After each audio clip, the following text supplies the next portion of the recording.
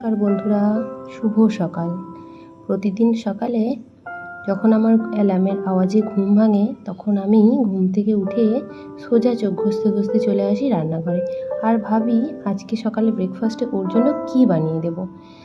আজ ভাবলাম বানিয়ে দেব আটার রুটি, সাথে বেগুন পোড়া, আর কাল রাতে বানিয়ে রেখেছিলাম একটু টক দই, সেটা দিয়ে দেব।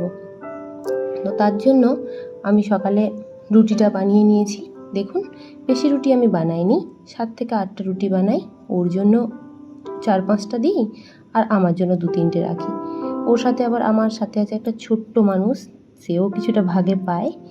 তো দেখুন, কথা বলতে বলতে কতটা কাজ আমার এগিয়ে গেছে। এদিকে আমি বেগুনটা পুড়িয়ে নিয়েছি আর তার সাথে লঙ্কাগুলো আমি মাখাবো বেগুনের সাথে, সেটাও পুড়িয়ে নিয়েছি। কেন কি, লঙ্কা পোড়ালে ফ্লেভারটা ভালো আসে, আর ও এই বেগুন পোড়ার সাথে লঙ্কা পোড়া মাখালে খুব পছন্দ করে এর ফ্লেভারটা। তো এদিকে কথা বলতে বলতে আমার তো বেগুন পোড়া রেডি। অলরেডি রুটি বানিয়ে নিয়েছি আগে। আর দেখুন, রুটিগুলো আমি টিফিন বক্সে প্যাকিং করার সময় তার আগে একটু ঘি মাখিয়ে নিয়েছি।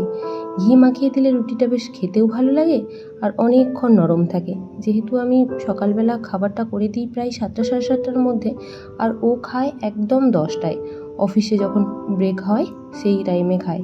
এদিকে কথা বলতে বলতে দেখুন আমার ব্রেকফাস্ট রেডি হয়ে গেছে। আর যখন ব্রেকফাস্ট প্যাক করে রেডি করে দিয়ে আমি বাইরে বেরিয়েছি, দেখুন ওয়েদারটা কত সুন্দর, মেঘলা মেঘলা ওয়েদার। কিছুক্ষণের মধ্যেই বৃষ্টি নামবে।